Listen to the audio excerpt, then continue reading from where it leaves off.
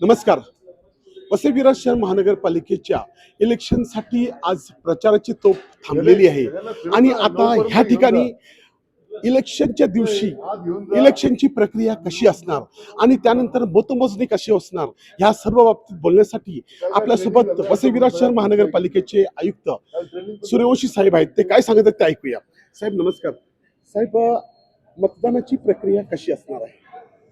मतदानासाठी आपण पूर्णपणे तयारी केलेली आहे. एकूण 8,000 कर्मचारी आपले कार्यरत आहेत. उद्या सकाळी साधारणतः 10 ते 2च्या दरम्यान हे सगळे मतदान प्रतिनिधी किंवा आमचे जे मतदान कर्मचारी आहेत हे आपापल्या मतदान केंद्रावर पोहोचतील. ते सोबत EVM पण नेतील, मतदानाचं सगळं साहित्यही नेतील. मतदान केंद्र पण ते उद्या संध्याकाळपर्यंत तयार करतील आणि 15 तारखेला सकाळी 7:30 पासून ते 5:30 वाजेपर्यंत ही मतदान प्रक्रिया घेण्यात येईल.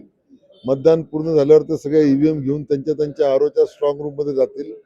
सर्व EVM त्यांच्या आरोकडे जमा झाल्यावर ते मुख्यालयात घेऊन येतील आणि या ठिकाणी 16 तारखेला काउंटिंग होईल.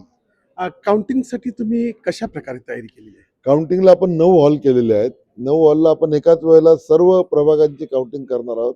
ज्यासाठी आपण कलर कोड केलेले आहेत. प्रत्येक प्रभागाला कलर वेगळा दिलेला आहे. त्या प्रभागाचा जो कलर आहे त्या कलरमध्येच उमेदवारांचे जे मतमोजणी प्रतिनिधी असतील किंवा आमचा मतमोजणी स्टाफ असेल त्यांचे आय कार्ड पण त्याच कलरमध्ये असतील आणि त्यामुळे क्राऊड मॅनेजमेंट पण होईल. 12 टेबलवर आम्ही EVMची मोजणी करू, एका टेबलवर पोस्टल बॅलेट पेपरची मोजणी करू आणि सगळी मोजणी झाल्यावर आम्ही याच ठिकाणच्या स्ट्रॉंग रूममध्ये त्या घेऊन जाऊ आणि त्यातले मेमरी कार्ड आणि बॅटरी काढल्यावर त्या कलेक्टरांकडे त्या EVM परत पाठवण्यात येतील.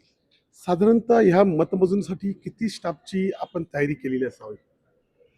मतमोजणीसाठी साधारणतः आमचा 1500 एक स्टाफ आम्ही केलेला आहे. त्याच्यामध्ये प्रत्येक टेबलवर 3 लोक, असे 12 गुणिले 3 गुणिले 9 इतका स्टाफ आपला असणार आहे. त्याच्याशिवाय सिलिंगसाठी लागणार आहेत, बाकी व्यवस्था बघायला लागणार आहेत, राखीव स्टाफ आहे, कन्सल्टेशनचा स्टाफ आहे, कॉम्प्युटर ऑपरेटर आहे. ते सगळे स्टाफ म्हणून आमचा 1000 ते 1500 लोक आमचे होतील. आता एकाच मशीनवरती एकाच बॅलेट पेपरवरती 2 मतदान असणार आहेत. मग दोघांचं दिसताना कसं काय ते कसं माहीत पडणार आहे एका डिस्प्लेवरती? एका डिस्प्लेवर माहिती पडते. त्यामध्ये कॅन्डिडेटचा नंबर येतो. आता कॅन्डिडेटच्या नंबरवरनं आमचे लोक जे आहेत ते समोरच्याला दाखवतील. याच्याबाबत त्यांनी पॉलिटिकल पार्टीला ट्रेन केलेलं आहे.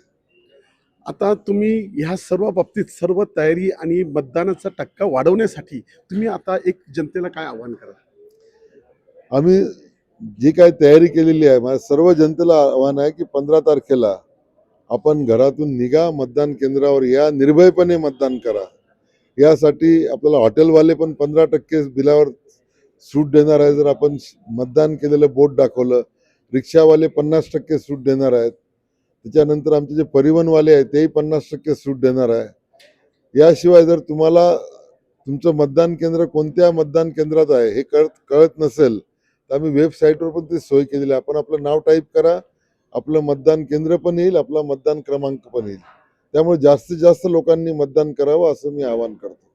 तर आयुक्त साहेबांनी आपल्याला सर्वांना समजून सांगितलेलंच आहे की मतदानाच्या दिवशी मतदान तर चांगलं होणारच आहे, परंतु त्यासोबत आम्ही मतमोजणीची संपूर्णतः तयारी आम्ही केलेली आहे आणि त्या तयारीमध्ये आता अलग अलग कोड म्हणजे अलग अलग कलर कोड देखील ठेवलेले आहे, जेणेकरून कोणत्याही प्रकारचा अनुचित प्रकार घडू नये आणि अगदी सुरळीतपणे मतमोजणी देखील व्हावी.